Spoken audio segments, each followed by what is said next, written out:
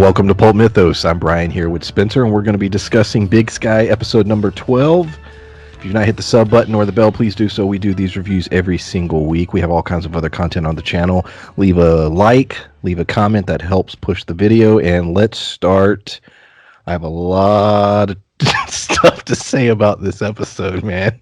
I mean, usually when I take notes to prepare for these, if it's a show that's like really well written and that I'm really into, something like a Snowfall, I don't have to take a whole lot of notes because I can just do little bullet points and I already will know what to say. But in this particular episode for this show, I took so many notes because there were so many little things that I was like, what the hell is going on? Now, we know that they rushed to get these episodes done. And this one even more so. I was a little more lax on the last couple episodes than even you. I was like, well, they're trying. But this one, oh my God, do I have some issues. It's just all over the place. And that's funny because this one was probably my favorite out of the I was entertained. Let me say, anyone who's been listening to our reviews, yes, I trash on this show, but I am genuinely entertained or captivated or whatever you want to say. It's amazing to me that it does as well as it does, and that and they end every episode in a cliffhanger, so I'll give them that as well. So last week we'll start with the cliffhangers and then we'll go into all the insanity that occurred. So last week's cliffhangers was Cassie was being held, a cop had arrested her, and he drove past the police station, so the question was, what's he going to do with her? And then the second one was Jenny found Rand's drug lab, and then she ends up tripping and falling into a ditch. Now that go ahead. What was that pit? Like, it was just bags of trash. That's exactly all that it was. I don't know. Initially expecting to see like a dead body or something, but it was legit just like bags of trash and old mattresses. Yeah, yeah. I didn't hate the Jenny stuff. To me, it flowed a little better, and you may disagree, but she's there. Rand has an axe. She has a gun on him, and I love. He's like, "Don't slip." She actually does slip, and he tackles her, and then JW shows up and basically saves her. I thought the dialogue and everything was worked for the most part in that sequence. And then he takes her to the house where Rosie was assaulted. Now, the dumb thing was the bottle of supposedly at this point contaminated liquor or roofied liquor, whatever you want to call it. They left it there. In their master plan, they left a big piece of evidence. That was stupid. And the fact that he took her there to see it. But all in all, the Jenny getting out of it story, I thought somewhat worked. I didn't have a whole lot of like, hey, that's stupid, or that doesn't make any sense outside of the bottle being left. What were your thoughts specifically on Jenny's survival? I thought it was feasible. Like, as far-fetched as this show is, they could justify pretty easily JW not wanting her to die. That's, with how recognizable she was with Blake being attached to her, whether it's through friendship or through a love interest kind of angle, they established that they're really close to each other. So if she would have died, Blake would have had an issue with it, and that would have brought down a lot of unneeded heat onto their family. So how they played it out, JW coming to her rescue, all of that made sense, and the dialogue wasn't awful. It was hokey in parts, but this whole show, as far as that goes, it's all pretty awful dialogue. But and it's just funny because like network shows do such a piss poor job of keeping it realistic. Because I know they're trying not to swear a lot, but we're like, God dog it. I'm like, that's no one speaks like that. Yeah, exactly. And JW, for those who haven't been tracking, stands for John Wayne. Because Horst named one of his sons John Wayne. Now, the Cassie one, I'm confused as hell. Now, maybe I missed something and you can clarify it for me or not. The cop is driving her. He doesn't go to the station. She calls her place of work, the detective agency or whatever. Mark and Jerry get the message. Mark decides he's going to head there and figure out what's going on. Now this is where I get confused. The cop stops. The sheriff, I guess, is there. Cassie tries to escape, rightfully so. He knocks her over the head with a rock. They take her and throw her in the jail. And then the sheriff's mad she's in the jail. Were they going to kill her? I'm like completely. That was my biggest like. What the hell were they going to do with her? Were they just trying to scare her, or were they legitimately going to kill her? And then, if so, why did they change their mind? What was the point? What was the goal that the police had in that particular scene? It made it. I don't know. I don't know that the sheriff was there. I think that she thought it was the sheriff, and she mentioned he was there, but I don't know that that was the sheriff, because if it wasn't the sheriff, the rest of the scenes make way more sense. I think he was maybe in on it, and he was in on everything, but I don't think he was the one that was actually there. I think the deputy and whoever that was freaked out when they realized she had her phone on and everything. Then they were like, well, shit. So then they took her to the police station, and from that point, the sheriff's like, well, shit, now I got to cover our asses.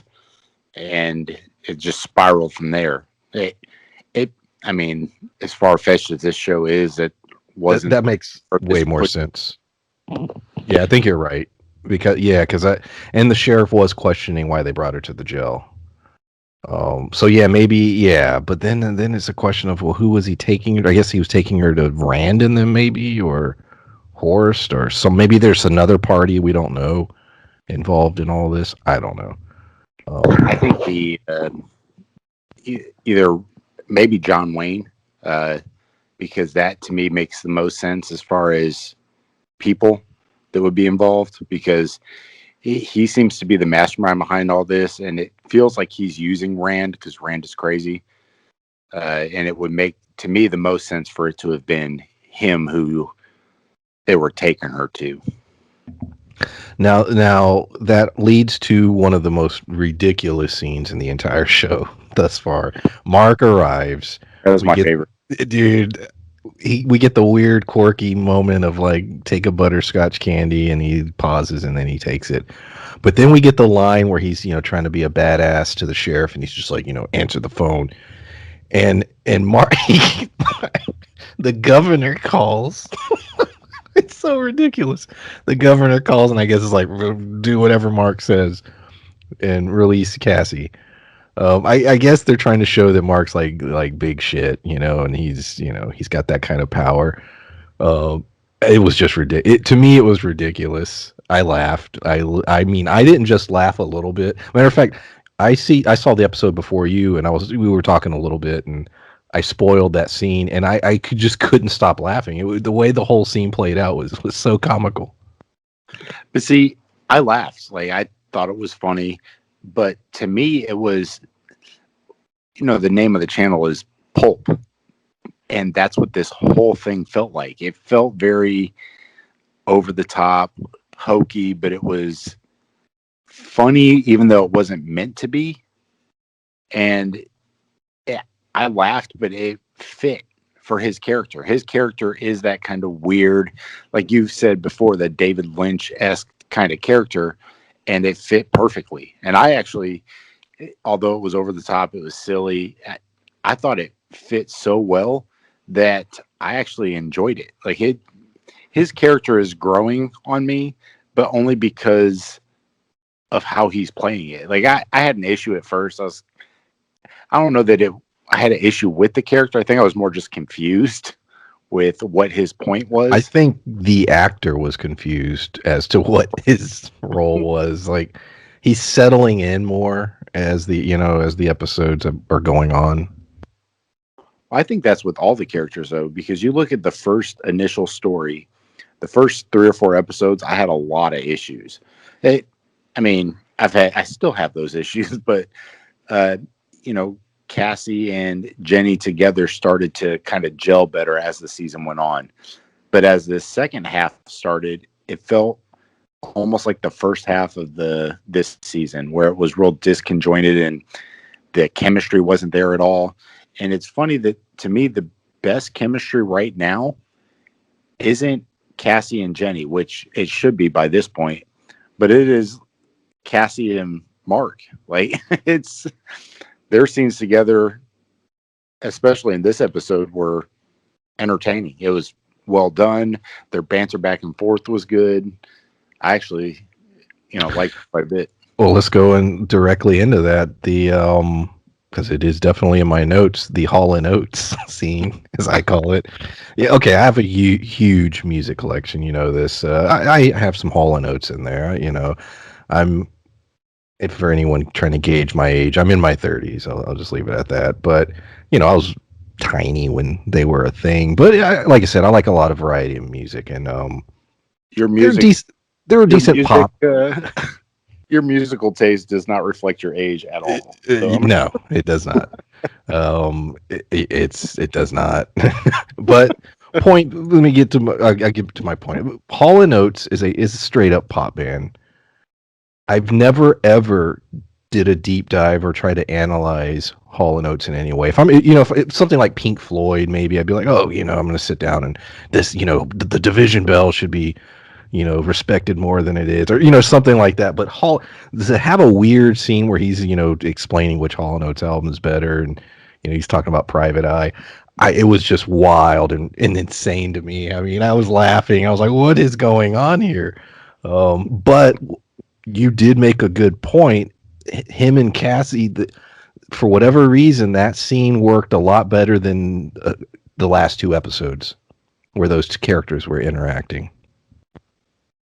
I don't know, man. We need to do a deep dive into some T Swift. T-Swift. Which album's the best?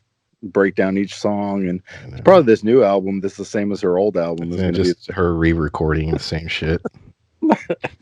But yeah, that scene was it was my favorite part of the episode, just because it was comical, but they were still kind of feeling each other. It was getting to know Mark as a character, and it felt natural.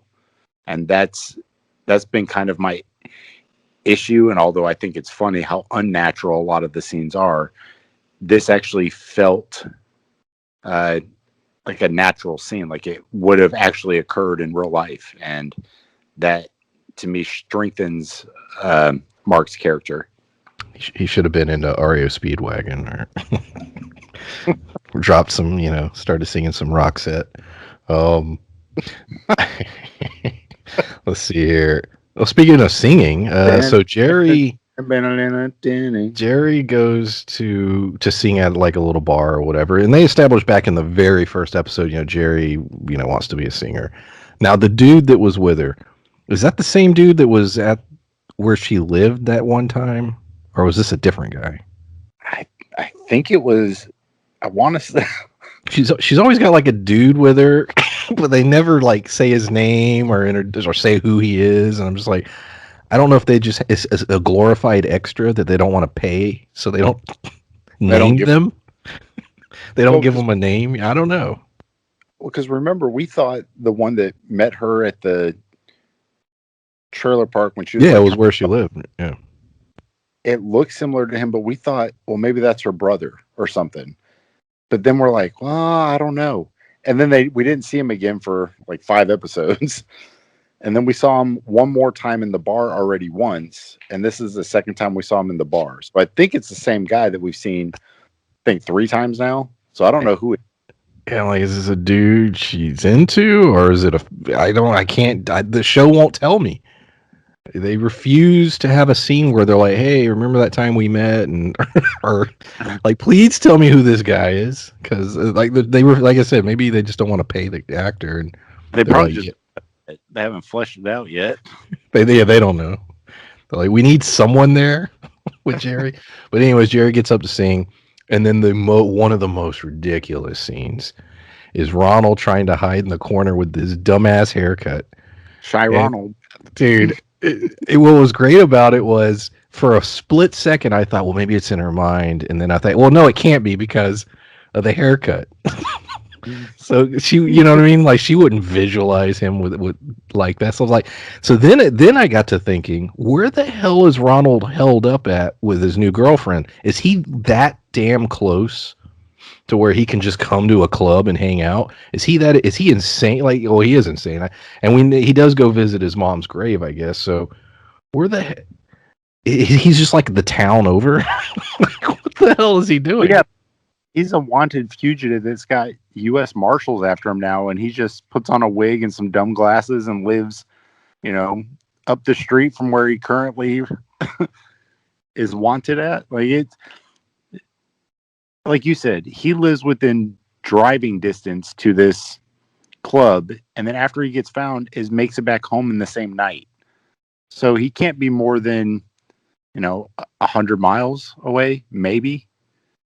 And I'm talking about like the very max distance would be 50 to 100 miles. So we'll say 50 miles even. That's still too damn close. It's insane because it's like, I mean, go to another state or something, you know what I mean? Or go up to that Canadian syndicate that Mark's trying to hunt down. Yeah, but he's close. He's really close. He now here's my favorite. So you like the Hall & Oates scene, which was a fine scene. But my favorite scene is the Willy Wonka scene, my friend.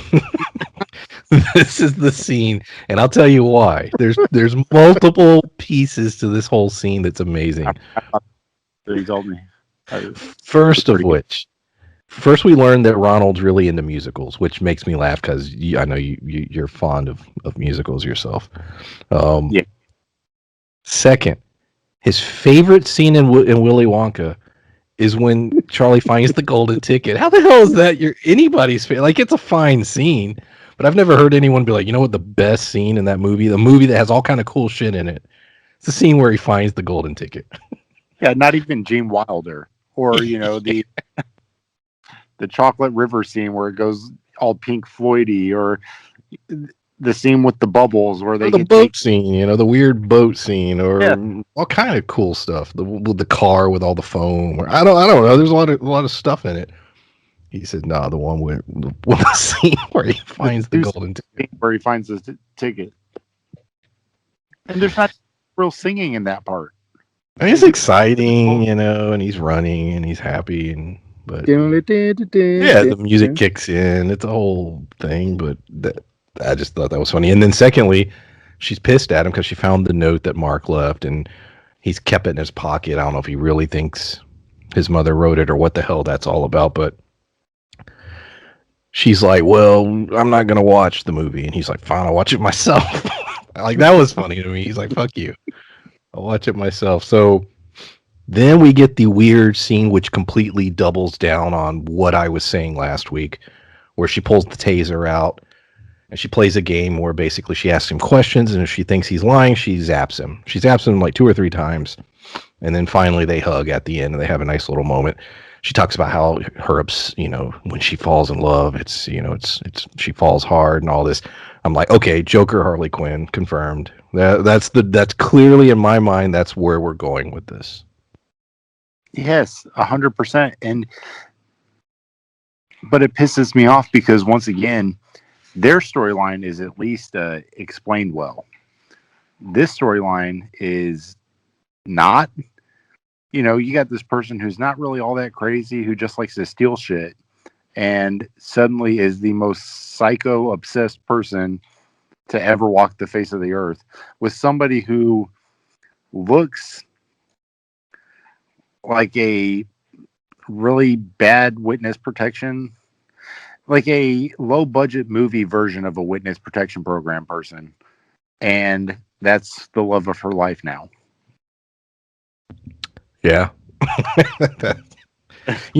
This show would have, well, you said pulpy earlier, you're right. You were into that style of entertainment. And I think if this show was on like a Cinemax or HBO Max now, and had a little more edge to it, profanity, and like you said, you throw in some of the more adult content, I think this would be the greatest show of all time. Yeah. Because you would give us that sort of like a show like but the show's written way better. Banshee. Banshee's an insane show, but it's just way over the top and ridiculous. The acting is a bit better, and I think the dialogue's just written way better. The storytelling's better, but it's still an insane show. I almost wish this show was like that. Well, so do I, because I think that, like I said, you have the dad, what's his name? Not Hoyt. Horst. Yeah. Horst. Horst. They have some dumbass names, but but if he was able to swear or something, it would be way more believable. Because now, if you don't want him to be silly, you have to have him take a different angle. Like, everything he does makes me laugh. Like, his entire character built on this badass that everybody's afraid of, and then he's like, says that line with the knife thing. It was like, better put that away. Like, it's not anything he says is comical to me. So if you were able to throw a couple F words in it, or instead of just smacking him, punching him and breaking his nose and showing some blood, like, it's to give it a little bit of an edge would make it way more believable, and it would still be over the top. It would still be hokey, but it would be so much better, I think, on an FX or, a paid premium channel. Yeah. I was thinking about that a lot with this particular episode, because I'm like, it's so insane, but it got me thinking of a show like Banshee. I was like, but Banshee, it's insane, but yeah, Banshee's a great show. Okay, so we have a scene. The rest of this is basically talking about this family. My God, there's so many. I wrote the White Lion story, but I don't even want to talk about that. I'm going to skip that unless you have something to say. I don't know, man. I think it's going to play into the rest of the season. Yeah, but they come. Oh, go ahead. No, I was going to say, the only part of that story to me that mattered was showing that I don't feel like Cheyenne was involved in what happened with Rosie. It made me feel like it was JW that probably orchestrated the whole thing, and then he used Rand's being crazy. And I'll say this about the actor. When Cheyenne first appeared in her very first scene on Game Night, I was like, oh no. I thought this was going to be this super cringy character. But to be honest, this entire episode, all of her scenes were probably the better scenes in terms of acting and just performance. I think the actress has done a pretty solid job with the material. Well, yeah, because the mom almost ruined that scene. But yes. But Cheyenne did a great job in that scene, but the mom was so unbelievable that it was silly. It reminded me of the episode from Saved by the Bell, like the caffeine episode. It was yeah. That's what it felt like to me. She was just like, oh, for to talk about how excited it was. Cheyenne carried that scene, definitely. But we have her and Blake there, and then they're like, the brothers come and they're just like, hey, breakfast meeting. And I'm like, breakfast? Like, they say breakfast meeting, and I'm like, is that just like a thing? You say it and you know exactly what that means? Like, that's the thing their family does, where So then we proceed to a scene where JW is made, heir to the ranch. It's like, all right. But then we have two bizarre things. We have a horse very pissed off about the bacon, and then we have Margaret, his wife, spitting in his coffee, which it was sort of, I guess they're trying to show, that's the way she's sticking it to him. But this may sound gross, everybody, but let's be real. Most guys, a woman spitting in her drink, I don't really care. I think it's not the worst thing in the world that could happen. So it was just like, like, okay, whatever. The bacon scene reminded me of the Wild and Wonderful Whites of West Virginia. Oh shit!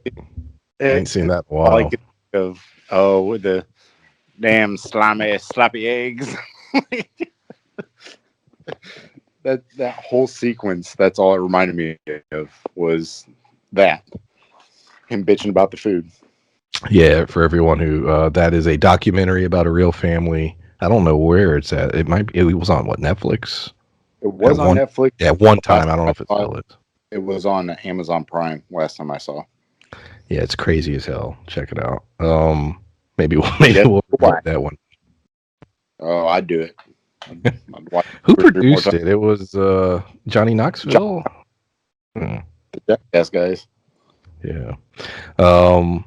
So yeah, we have her spit in the coffee, and I was just like, yeah, whatever. And he's like, yeah, it tastes good. I was like, This is the best movie ever.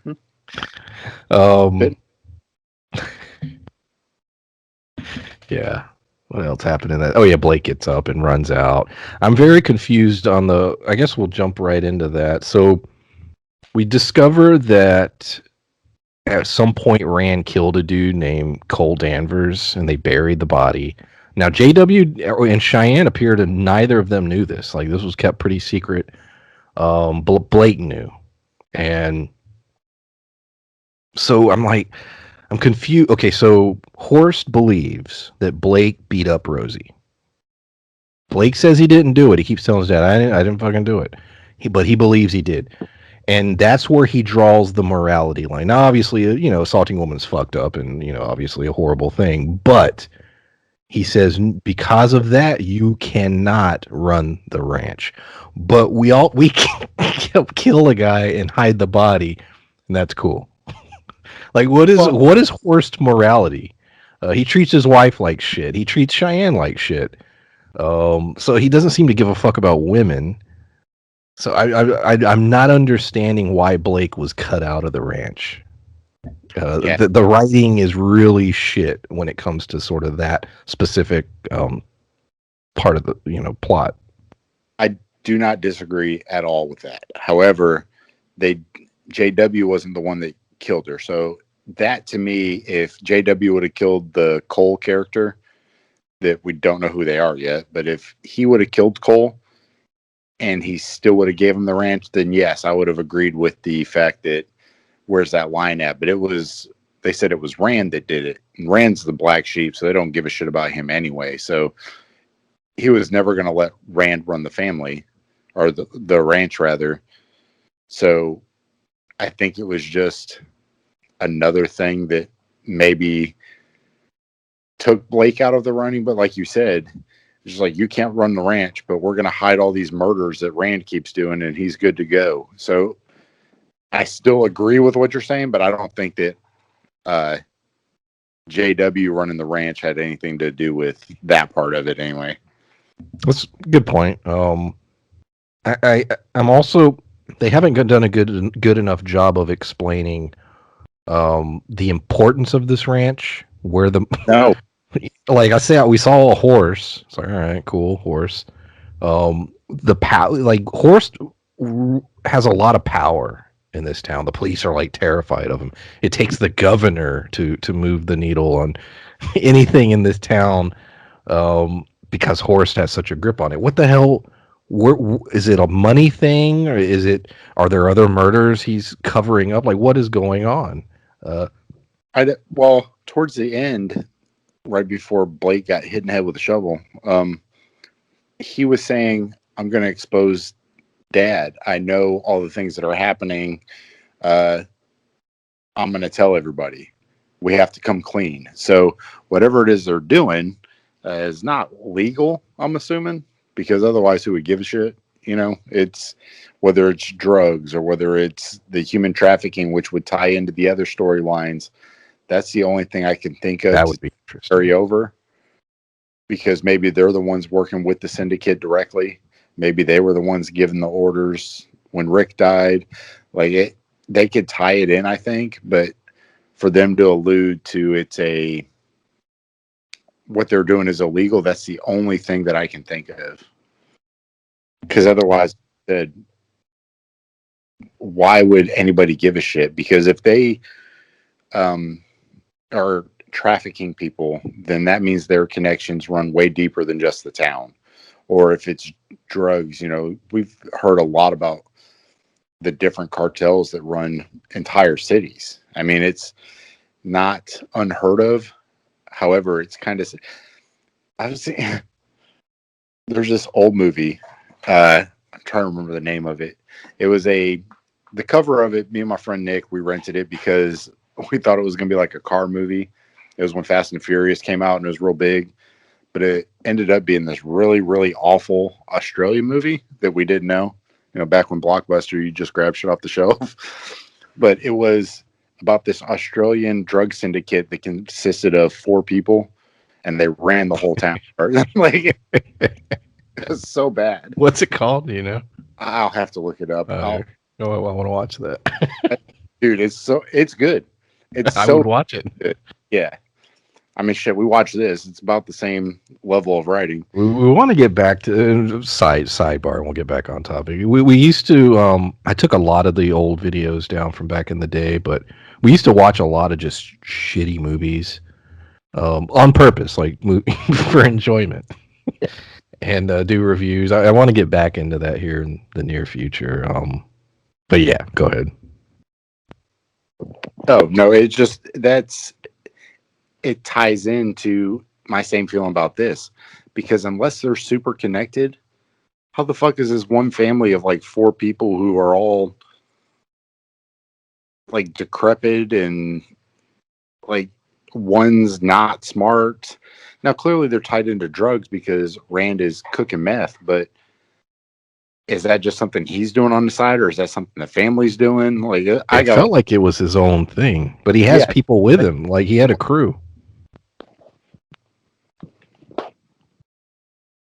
And all the Margaret does is just wash dishes all day and pops pills and makes coffee. Yeah, it makes coffee and spits in it. They, like you said, JW Blake at the end is like, we're gonna expose the death of Cole Danvers, and Blake hits him in the head with a shovel. Looked pretty brutal. I mean, you could arguably say that was a kill shot. But Cheyenne sees it, so that's a big cliffhanger. What happens? Is Blake alive? I'm assuming maybe. What's Cheyenne gonna do? How's that scene gonna? What's the continuation gonna be? But before we got that scene, we got Cassie and Ginny find Rosie, and Rosie basically was like, "Yeah, it appears we were drugged, and Rand was there." So we know that Blake, in fact, is innocent, and it's all staged. JW, and I guess Rand did it. Now the question is, who all else was involved, and it seems like there would have been an easier, like, the whole thing with Blake not getting the ranch.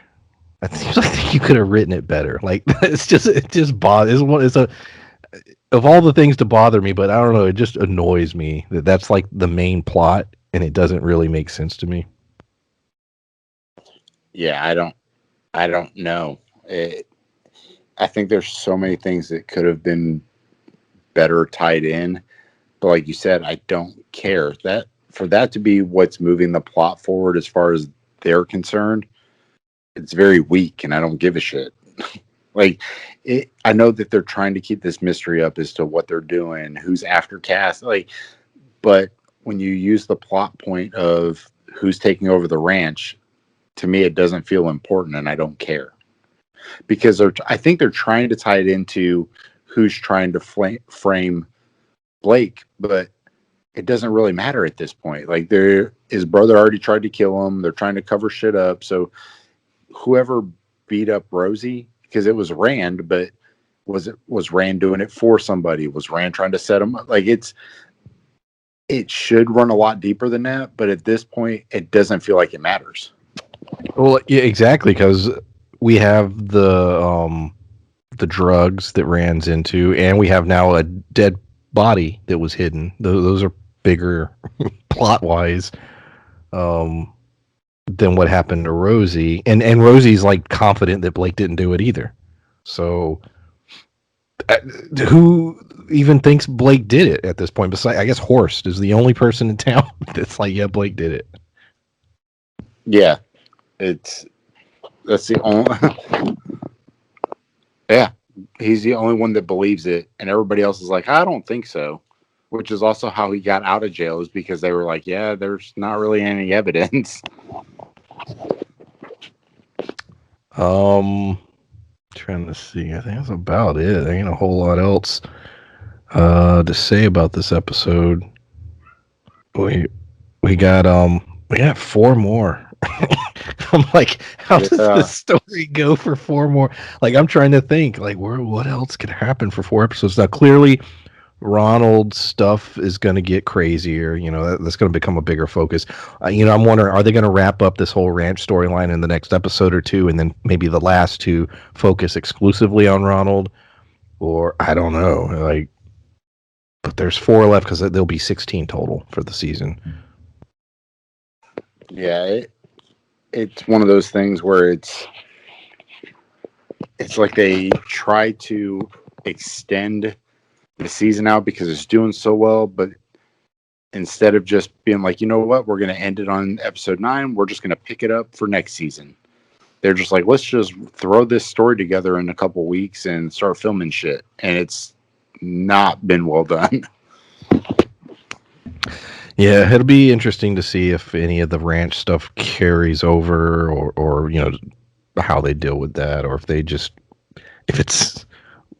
if they wrap up the story and they're just done with it. I have no idea. But yeah, that's about all I got to say. Is there anything else you want to talk about regarding episode 12 of Big Sky? I'm still looking for that Australia movie. Now it's bothering me, but no, nothing about Big Sky. All right. All right. We will be back next week with another review for episode 13 of Big Sky.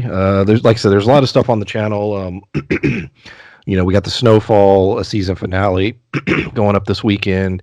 We're going to do a Falcon and Winter Soldier season review. City on a Hill, new episode of that.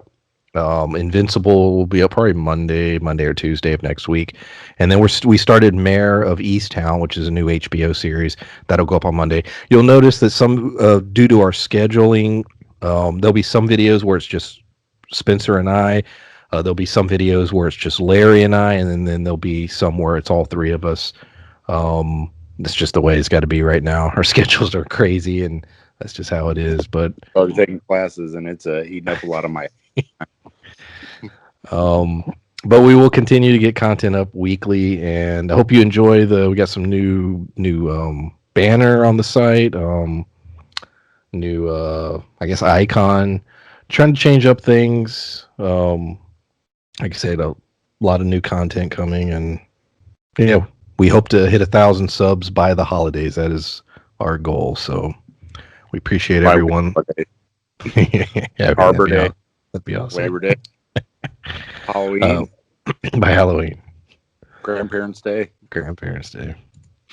But yeah, thanks for listening. We'll see y'all next time. Well, I'll also post, if I find that movie, I'll post in the comments. All right. If Spencer finds the movie, he will post it in the comment section. Or if you're listening and you know exactly what he's talking about, feel free to post. There's a car club named Burning Bones, and that's what I keep trying to Google because I remember it was like a BB and like a burning tire, and like it's like the most ridiculous shit. Taking me. But all right. Bye. Bye.